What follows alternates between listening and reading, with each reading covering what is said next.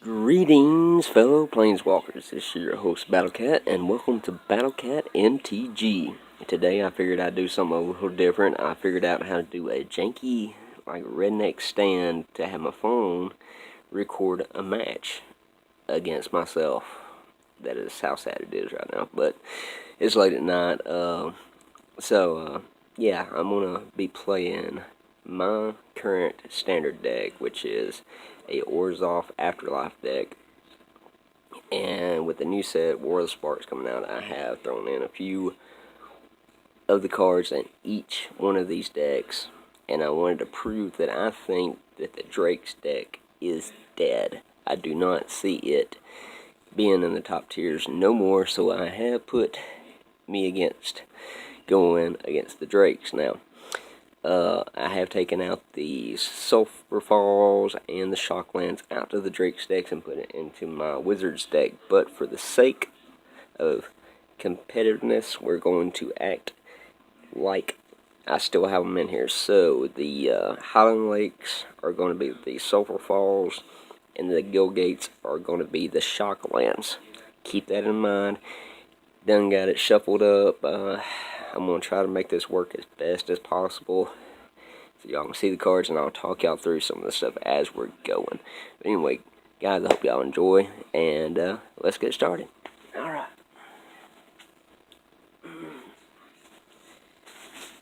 Go dice up. Alright, I will be rolling first to see who goes first. I rolled a 7. DRAKES. DRAKES has rolled a 9, so they will be starting off. Yeah.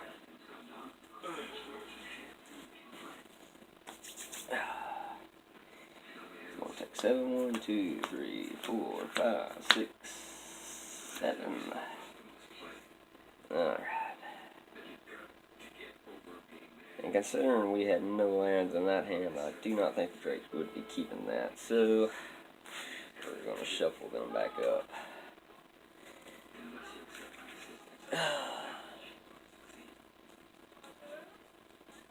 Trust me, this is hard trying to figure out how to make this work on this janky table. Everybody's either in bed right now, or it's loud everywhere else that some of the other people that are up. So I had to go into my kids' playroom and throw up this 1860s Greek table up and try to fit 2 playmats on it. Not too easy, trust me. Alright. Opponent shuffles. I cut for pink. Now they are going to go down to 6. 1, 2, 3, 4, 5, 6.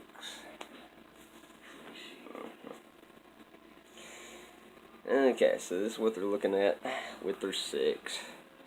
That is pretty keepable. You got 2 counter creature spells. You have a Beacon Bolt. You have your Electromancer. And you have islands, and they get Scry. So their Scry is going to be a check land. Now it's Highland Lake, but it is going to be a check land because we're going to keep it competitive. So that's what we're going to do. I got Sulphur Falls in my Wizards deck. So anyway, now it's time for me to draw myself.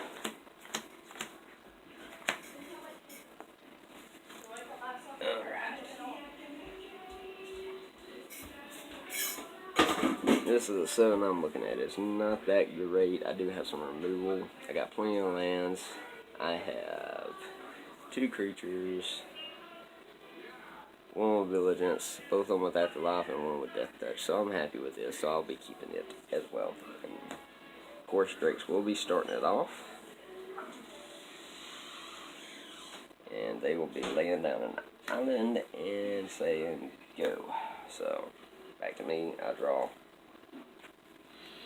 I lay down planes. I say go.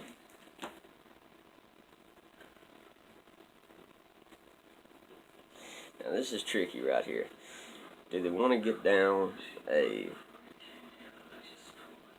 go ahead and get down their Electromancer, or do they just want to sit back and counter my creatures that are coming out? Personally, if I was playing Drake's decks, I would go with the counters. So, with that in mind, we'll be playing the Sulfur Falls. I know it's Holland Lake. Bear with me, people. Okay? Alright, so, they're going to say go. We're not going to play a creature. So, I draw. I'll throw down a swamp. Now, I could play Glass of the Guild Pack, but I would not yet. I would throw down a creature as quickly as possible, and it would be my ORZHOV. So that's what I'd do. And then, of course, they're going to Essence Scatter it. Tap 2. Think. Essence Scatter. I do not get the Afterlife because it did not technically die. It was countered, so it goes to the graveyard. Okay. So, that'll be it for my turn, so I'll be back on them. And we'll draw again. This is the, what we're calling the Shockland, the Guild Gate. And yet again, we're going to put the Guild Gate in tapped and say pass. So, be back on me. I'll throw down another Plains. And I am going to play one of my ORZHOV Enforcers, which immediately is also probably... Would I counter that? I would say yes, they probably... Or I would anyway, so... They are going to counter it. Boom. Goes to the graveyard, do not get no value off of it whatsoever. So now, goes back to them. They draw, they got an opt. So they drop land for turn. They're going to play their Electromancer. Yet again, leave 2 mana open. So it's got me worried about yet another counter spell. So I will draw.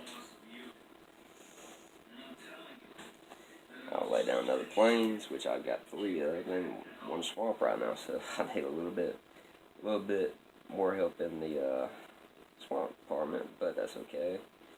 I'll play my second Imperious ORZHOV, hoping it doesn't get countered, and lucky for me, let me tap the right ones here. It will not get countered this time, so. I got a creature on the board finally.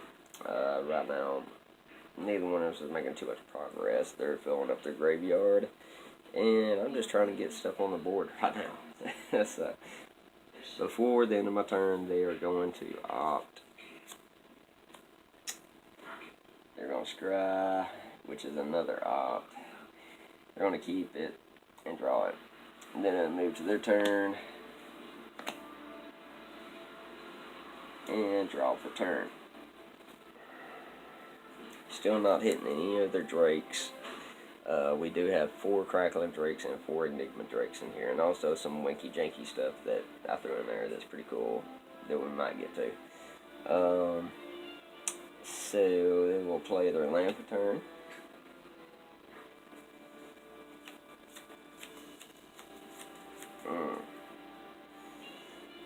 What do we want to do here? We could Beacon Bolt the ORZHOV, which gets that 2/1 with abilities off the table, and it will give me a spirit, but I think that's the best choice right now, so that's what we're going to do. Costs 2 less, or one less cast, so all we got to do is pay 2 due to Electromancer's ability. We are going to Beacon Bolt the ORZHOV, and I'll dig into my token stash over here. Get out a spirit token. Okay. And they will actually gonna go ahead and swing in for dose. I mean, why not get in some early damage? So I'll go from 20 down to 18. Okay, so it'll be back on to me.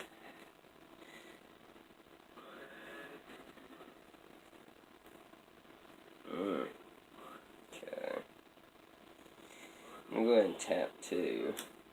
We're going to go ahead and get Glass of the Guild Pack out, which ups our multicolored creatures I control get +1/+1. So that means all of our spirits, anything with 2 colors in it gets a buff. So that's pretty good. And we're also going to tap 2 down to play my Enforcer. So got that going on. Now we are going to swing in for Dose. And they don't have nothing to counter it, nothing to kill it off, so they will take 2 damage and they will go to 18 as well. So it's 18 all right now. And we're just going to do 1 match, because obviously it lasts a very long time if we've done 3 or whatever. But I just want to test this out and see how this looks. So I'm done with my turn. I will pass over. But, well, before I pass over, they're going to opt. And scry. It's another Beacon Bolt. But they don't really want that, because killing my creatures right now with Glass the Guild pack is going to give my spirits a +1/+1. So they're actually going to bottom that. Draw from opt. It'll be now their turn. They'll draw for turn. They're still not hitting our drakes. Wow. This is amazing. Okay, so they're going to tap 2. Play another Electromancer. Got 2 Electromancers out. Oh, 2 Electromancers out. 5 in the graveyard there. And really all anyone can do right now is pass. Swinging in with me having the ability to get another flyer out. It's not smart on their behalf, so they will pass it back. I'll untap. I will draw. Okay. Now I have 2 Mortifies in my hand, but I'm saving them since I'm thinking this is a Drake's deck. If I was playing this, I'm pretty sure this is Drake's deck. And I'm not really worried about these Electromancers, so we're going to tap 2, play over the off again. We're going to go 2 in the air. 2 in the air and 1 on the ground. We're going to go ahead and swing with our Death Touch guy as well. So they will be taking the 2 for sure. And they will not block. They don't want to lose their 2/2, and plus it'll give me another spirit, so they'll go down to 15. Okay. And I will say go. Got enough lands to fill up. This is ridiculous. Okay. So yet again, we're going to keep this card in our hand to make me think that I'm holding up a counter spell, and they'll pass it back to me. I want to tap. I'll draw. And I will tap 3. I will tap 3 to play Ministry of Obligations. Now this one is Afterlife 2, so a lot better if he gets killed off as well. And they may come to a point to where I might actually kill my own creature with a Mortify just so I can get the tokens, just so I can get in the air before they get the Drakes out. I wasn't worried about getting countered. If I did, oh well. So now we get to swing in. 2 in the air, 1 on the ground, and 2 on the ground. Now they have a choice to make. They can trade 2 creatures, but then I'll be getting 2 creatures back that are flying and pumped. So I'm guessing their probably best bet would be just take the damage. Yeah, I think that's probably what they would do. So they'd go from 15 down to 10. Okay, now pass it back. They finally hit their Drake. So they will draw. Sulfur Falls, tap 3, play the Enigma Drake. Enigma Drake comes in with 1, 2, 3, 4, 5. It'll be a 5, 4. So we'll stick that on there. Now, since it does have flying, they do have protection over the spirits right over here to where they can block and they're not worried about the Drake getting killed off. So they'll actually, let's see, what would you do in this situation?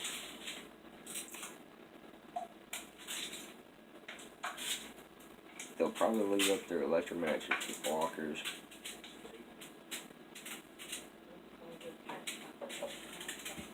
Yeah, that's probably what they'll do. So they'll leave up their electromagnetic blockers and pass back over to me. Untap. Draw out. But unfortunately, I do have a Mortify in my hand. I'm just hoping they don't have a counter for it, which they don't because they played their last card in hand, I believe. Yes, they did. So we're going to Mortify there. Kills off their Drake. So much for that. And then we are going to swing in full force. So we're going all in. Okay. So we're coming in for 2, 3, 5 more, 7 more. Okay, so they are going to have to do some blocking. The best blocks would be right here and right here because it only give me 2 tokens, so these will trade out. These 2 will trade out as well because my Death Touch guy. Now I get 2 more spirits. Oh, happy day. Coming for your nuts. Alright. So, they will take 2 damage from the Ministrate getting through, and they will take 2 damage from one of my spirits getting through. So, it'll be a total of 4, dropping down 6. And I shall pass. Now they have dropped in Crackling Drake. Maybe a little bit too late for them. That is a very good card for them to draw. So they will tap 4, drop in their Crackling Drake, which is also going to come in at a 5. And we get to draw a card off of Crackling Drake as well. Not bad. We got a counterspell up, but really serves no purpose right now. They're at 6. I'm at a comfortable 18, so they will lay low and pass back to me. Now I got 3 spirits right now. They're all 2/2s, so I draw another plains. Okay. 5 mana available. I will try to go ahead and unfortunately, yes, I've only got 1 swamp. I can only try to do this once. I'm going to try to mortify their Crackling Drake, but unfortunately they have a counter spell up. Senator Sabotage. Straight counter. Boom. Bumps up the Drake to 6. My Mortify gets countered and they surveil, which they get to look at the top card, decide if they want to keep it there or they just want to put it at the, I believe it's in the graveyard. Let me check their surveil. It's been a while since I played the mirror. Yeah, I can either put it in the graveyard, in which I'm going to put it in the graveyard because it bumps up our Drake. Yes, it's another counter spell, but we need more creatures out. So, now I'm stuck in a position to where I'm going to have to swing in. So, we are swinging all in right here, which is a total of 8. So, I believe that's actually game. I believe that is actually game. Right? Yeah, that's game. That is game. Wow. Okay, so, I mean, they blocked just one of the spirits. 2, 4, 6. yeah, so not bad. Not bad. Okay, anyway. But what I was saying, what I think drakes are dead, and let me get this picked up real quick. It relies heavily on the graveyard, and this isn't something I was going to show y'all. Jay's Cunning Castaway, okay? That's one of the cards I was going to show y'all, and this is the combination that you can do. Dang it. Okay. Where is it out?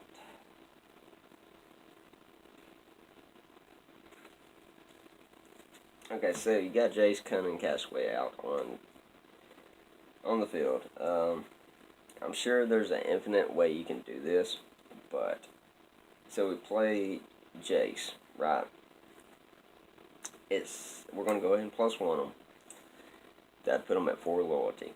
Okay, his -5 is create 2 copies of himself, except they are not legendary. So let's say we play Spark Double, which Spark Double enters the battlefield as a copy of a creature or planeswalker you control, except it enters with an additional +1/+1 counter on it.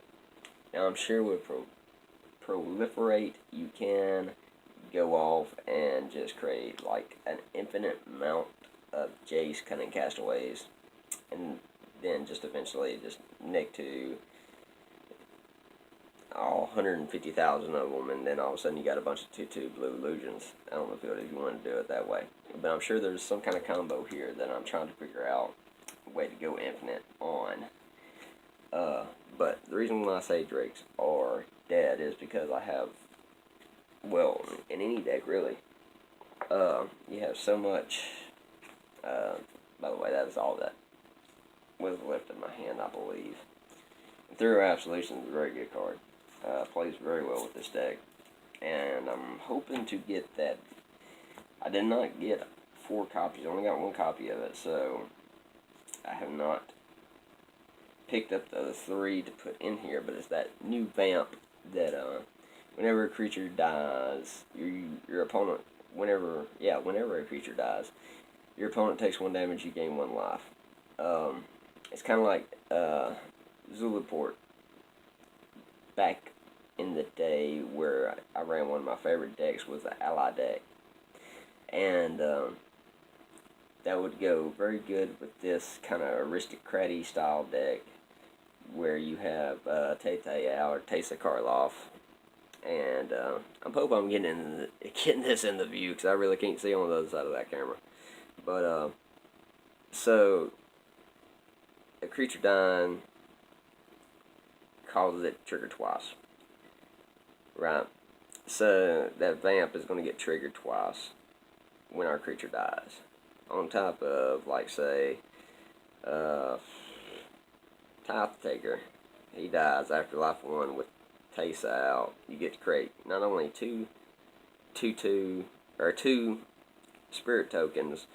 You also, if you got the vamp out, get to trigger its ability twice. Your opponent loses 2 life, and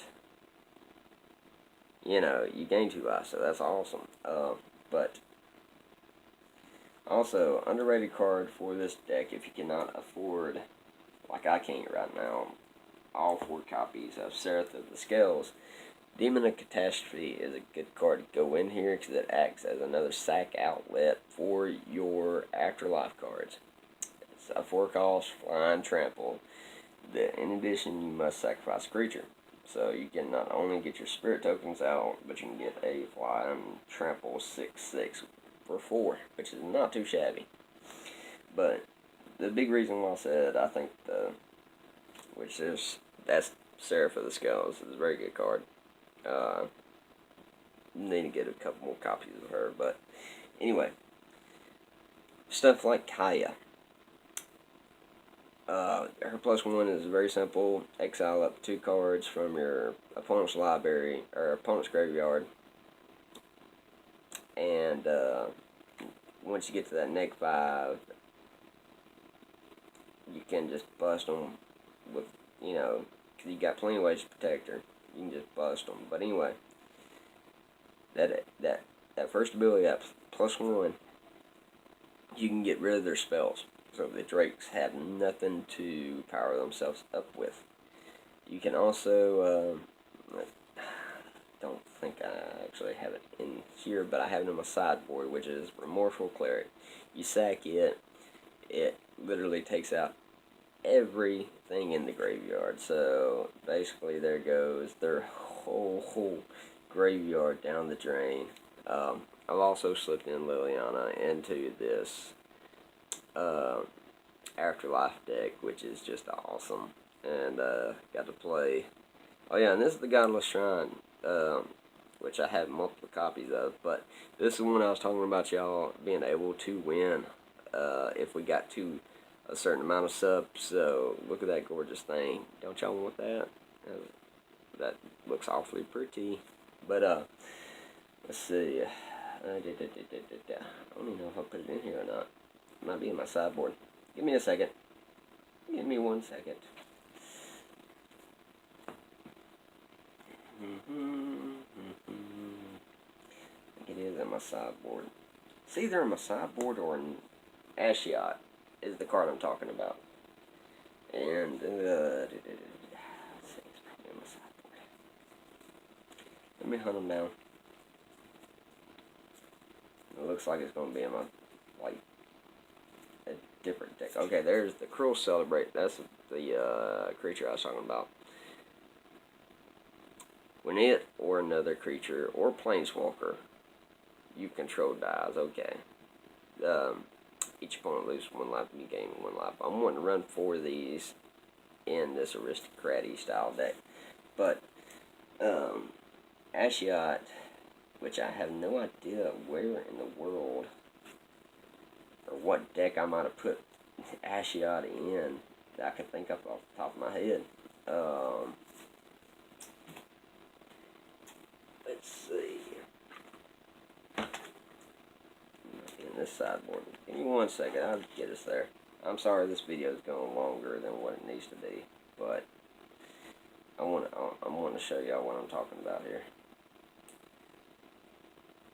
And by the way, that's just a great way to shut down. Also, if you're running blue or splashing blue, that's a good way to shut down Drakes as well. So each opponent can't draw more than 1 card per turn. So I mean, that's a good way to shut it down.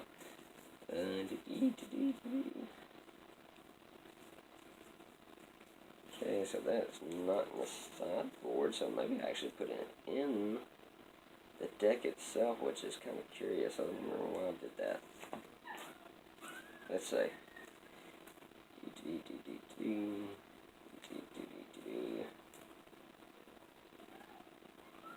I did, on the Blue-Red Wizards, I did throw that old gal in there, and she does work very well with the Blue-Red Wizard deck. So she's in there for right now, and I think she's going to gain traction and go up in value as it moves forward. I mean, we just now got done with War of the Spark, so I mean,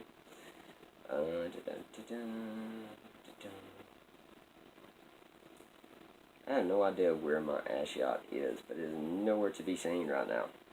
That is irritating. But anyway, Ashiot is the one to where it's negative ability basically mills the top 4 cards of your opponent's deck, and then they gotta exile their entire library. Okay, so that is truly cool. That's another reason why I think Drakes are dead. There's so many different ways to get rid of Drake's graveyards now to where they cannot benefit from it. So, anyways, guys, I hope y'all enjoyed this video. Yeah, I know this probably went a little bit longer than it should have. I'm sorry about that, but I just want to do one quick match. I want to take a look at the footage itself, see how it turned out. I'm trying to make better quality for you guys. And thank you to my subscribers that are with me right now.